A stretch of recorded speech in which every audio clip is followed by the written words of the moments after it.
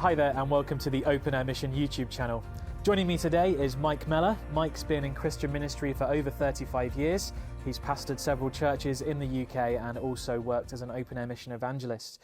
He now serves on the committee of the Open Air Mission and has written several helpful books for preachers. Mike, the book we're going to be looking at today is Looking After Your Voice, or Look After Your Voice, I should say. A book to help preachers with the use of their greatest asset, their voice. Mike, what led you to write a book about taking care of the voice? Well, I guess, in short, Joe, I had a painful experience of losing my voice. In fact, it was that whole, going into great detail, that whole time was pretty difficult for me. Because I dislocated my shoulder as well. In fact, we've been to Epsom braces, and some guys thought I'd be better off the box, and so I got charged off, dislocated my shoulder. But anyway, I think the climax was I was we were in Belfast city centre, and I was sort of hung up with a sling, my arm in a sling, and no voice, because my voice had been getting increasingly weaker, and so I was trying to force it, and I had this pain in my voice, and then it completely went. So I went to ENT, and there was 3 months of silence. I don't know how Zechariah felt, not being able to speak, but anyway, really, in short, Joe, that it was so awful. I thought, well, no, why wasn't I warned about this? And I realised there was nothing for preachers on the voice, for school teachers maybe, and singers, and so really I didn't think I was the best placed person to do it, but someone had to. So that was why, in the short, or not so short, why I did it. So writing out of your own personal experience, what are some of the practical steps as preachers we can take to take care of our voice? Well, I mean, it's not rocket science really, but prevention is the great one. You know, prevention is better than cure. And just an awareness, I think, that it's such a frail sort of little mechanism that we have, that which is vital to preaching the gospel. So we can have the greatest sermons and gifts, but if you've got no voice, what's the point? But a number of things that I outline in the book that we should be aware of as we are considering taking care of our voice. And I think pitch is important. So we're so different. We vary. I mean, I've noticed this even among the mission. Some men have got great voices, strong, and they are less likely to have trouble. But others of us, like myself, the voice is a bit weak and a bit fluffy. And so pitch is something I'm working on all the time. In other words, you identify which is your middle note, which is the pitch I'm most comfortable at. And so that's vital to do that, and then sort of work around that. There's a lovely story. Obviously, Billy Graham was aware of the importance of the voice and protecting the voice. And Richard Bewes, who was the rector at All Souls many years ago, was driving him to a big stadium event. And so Billy Graham was in the back of the car, and he hears Billy Graham saying, "Yes, yes, yes," like this. And so he asked him what was happening. He was just making sure that his voice had that sort of cutting edge to it. And so all the time we want to make sure we're pitching right. If you pitch too low or too high, then you really are going to wear your voice out. So pitch is important. Posture is important. So if you're slouched over, this is probably more of a danger, in a pulpit. But if you're sort of slouched over, then you're constricting your diaphragm. Or if you lift up your voice too high, then again you're constricting the voice there and choking the air supply. So posture is important. Breathing, we breathe much too shallowly, so we've got to get into a pattern of good breathing, and all the time working on this. And my bringing air from the diaphragm. Is there enough air going through the vocal cords? Articulation. I'm saying these things. I'm the worst culprit. By nature I'm the worst speaker. I'm a shy mumbler, and I've got a weak voice, and so all of these things I'm having to work on all the time because I just don't do them naturally. So articulation, all of my words tend to roll into one. I'm quite a nervous and shy person. So in the open air, making sure that my words are coming out, because that will help with the people actually hearing what I'm saying. Projection of the voice. Am I using my voice in a way that is going to carry? So I've got that middle note thing going on, and I'm making sure that I'm not straining on the vocal cords, but the air is coming from the diaphragm and the voice is going out. So all of these things we're aware of, combine them together, and that all helps to take care of the voice, not put pressure on the throat. Again, as I did years ago, and I was shouting from the throat, getting into trouble.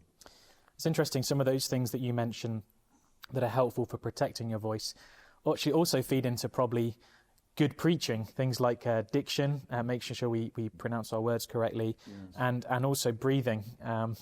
Do you think breathing, if you're consciously breathing correctly, could even help perhaps slow down a preacher? I know it's a temptation for me to just reel forwards when I'm preaching and go at 100 miles an hour.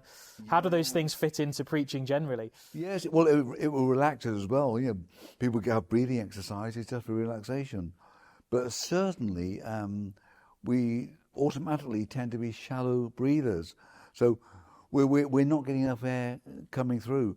So there is that element of, these things can just help us. But you mentioned just being slowed down.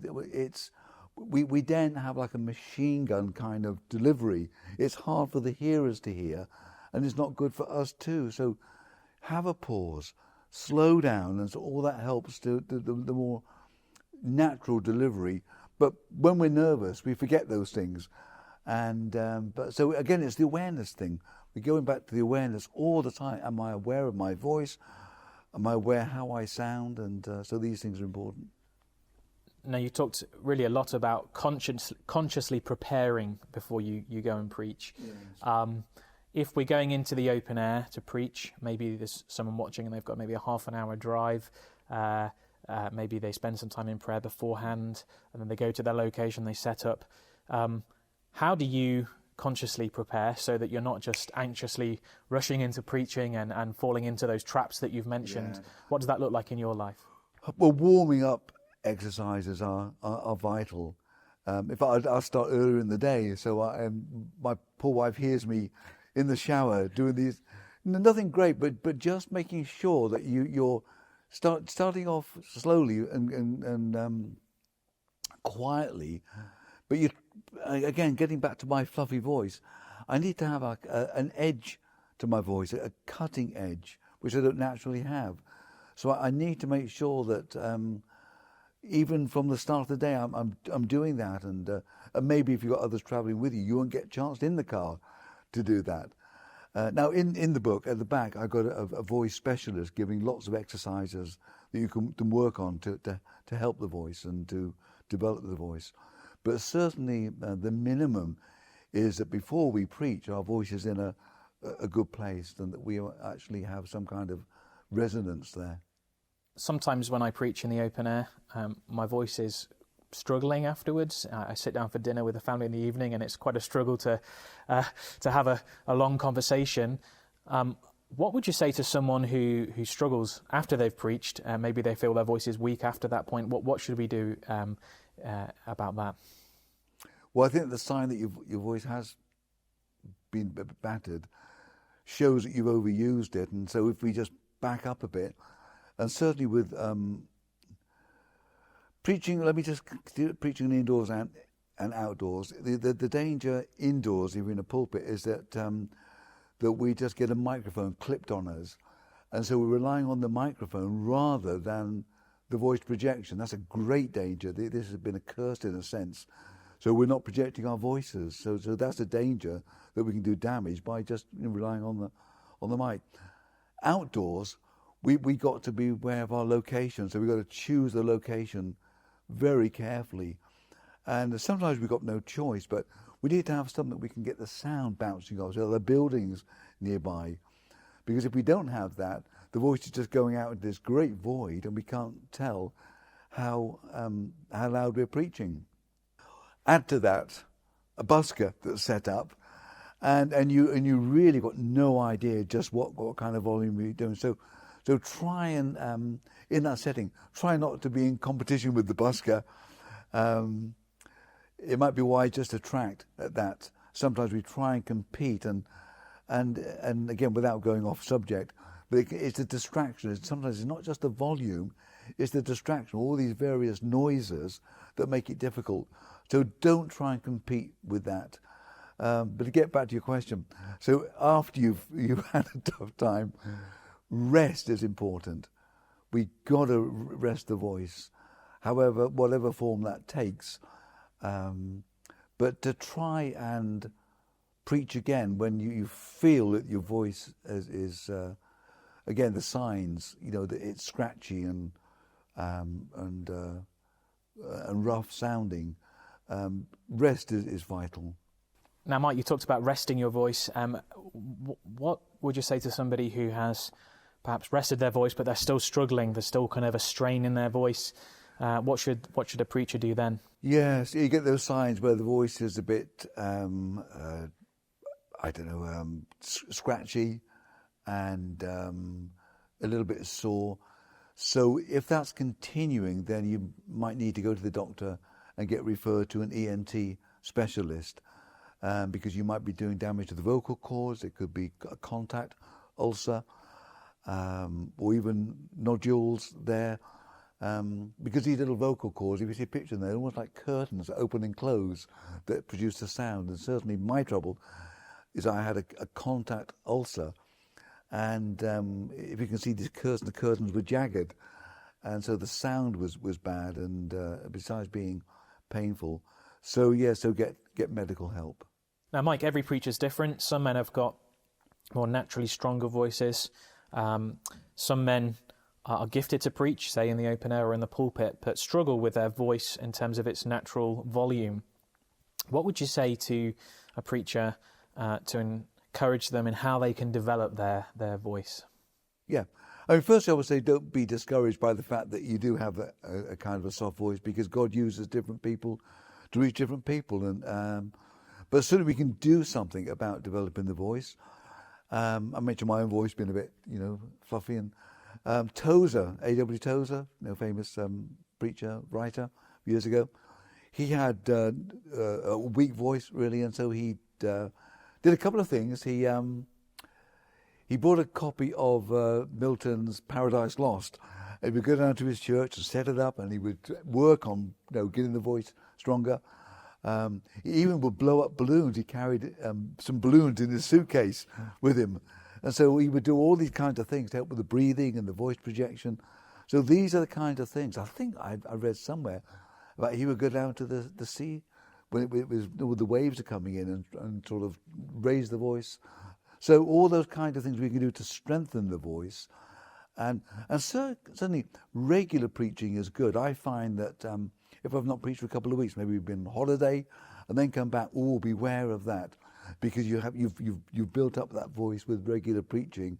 Then you've got a holiday. So regular preaching is good, because then you actually are building up the voice through the preaching. Some open air preachers might say, well, that man's got a great loud voice. I aspire to that. But is volume everything in our preaching? Is that the most important thing in terms of the use of our voice in preaching, or are other elements that are as crucial as being able to lift up the volume of our voice? A good, strong voice is an advantage, because you can always bring it down. But those of us, again, like myself, you want to get across, and sometimes there is that frustration, but we then go beyond what our ability. But then, Joe, with the open air mission, we want to draw people, don't we? And so it's possible that you can be so loud that itself is actually a barrier pushing people away. So we're trying to draw people in. So I speak a little bit in the book about tone of voice. And so negatively, Wesley, for instance, would say to his preachers, "No, but for God's sake," he said, "don't scream." So we want to sound attractive. So we don't want to lose that. So if we can keep that ability to vary the tone, if we're preaching so loud that we can't vary our tone, then we're preaching too loud for ourselves. So we want to sound attractive, and so know yourself, know what you're capable of. Again, we're trying to draw people in, so let's make it sound such that people will say, "Oh, I can't quite hear what he's saying. I'll get a bit nearer." So that's much better, I think. What are some of the ways that we can use fellow team members when we're out in the open air to help us with our voice? Well, if you can hire some actors to make it look as if we're interesting, that would be good. No, but certainly, negatively, some of the team members, they stand at a distance. Do you know why they're doing that? Because it'd be good to contact someone. But really, if the team members stand at a distance, then people listening will stand at a distance. So you need to draw the team in. The team needs to be really quite close, so that you're drawing others to hear it, and the preacher doesn't have to shout, and so you can use a good voice. So the team are very useful in looking interested, close to the preacher. Sometimes I found when I'm preaching, it's hard to know how easy it is to hear, or whether you're too loud when you're preaching.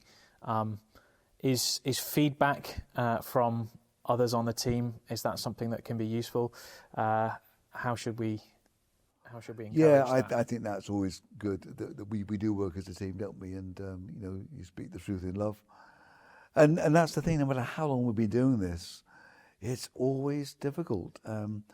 But I think that it's not the volume thing. This is the whole attraction thing. How can we attract people to come to us? So that should be the main thing in our minds. Otherwise, we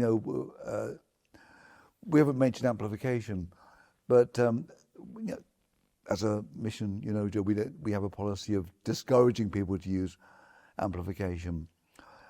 But there are situations, I think, I don't want to go out on a limb here, so I'm speaking personally, that maybe it's a fair or something, and it's a fairground situation where you just need some volume just to lift your voice up. So there are, legitimate, I think, circumstances where we can use that. Or if you're preaching, there's a loud traffic noise, there's nowhere to go. You can get some small units that they can just give you a little bit of volume. So you're not blaring people out. You're just giving enough sound to be heard. Mike, are there any other general practical tips that you give to preachers to help them look after their voice? Well, yeah, we mentioned the morning about having a warm-up in the shower, so that kind of thing is good. Be aware of lubrication, so lots of water is important, not just while we're preaching, but before, so it's in the system. Be aware that tea and coffee dehydrate. Again, it's just the awareness of the voice all the time. Mention the microphone. Care of the voice. Afterwards, we've mentioned, Joe, haven't we?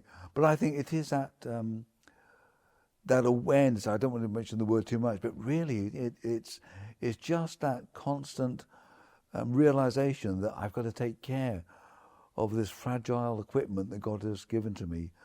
So we're never off duty when it comes to taking care of the voice. If we were in a church situation, I found one of the most difficult situations where people are having tea and coffee, and you're trying to talk to people over this noise. So be aware of that noise around you. So there are dangers both for outdoor preaching and for indoor. If you're taking a service, I find singing, in terms of taking care of the voice, difficult, because I find that I'm singing in pitches outside of my comfort zone, which isn't good. So that middle note I spoke about earlier, I find that doing damage. Others can cope with that, depends on your voice, but with me, I find that the singing of the hymns and songs unhelpful in terms of the voice. So again, all the while, there's that awareness that I've got to preach, and I want to keep myself for that. Great. Well, thanks for joining us today, Mike. Pleasure. If someone wants to get hold of a copy of your book, where can they get that? Well, it's a day one publication, but 10 of those normally have good deals, so that's pretty good. Great. Thanks for joining us, Mike. Pleasure. Thanks for watching the interview today. If you'd like to know more about the work of the Open Air Mission, if you're an open air preacher yourself and you want some helpful resources, why not visit our website, www.oamission.com. You can find helpful resources such as open air preaching visual aids, gospel literature to give out at your open air, and other materials too. Thank you very much for watching.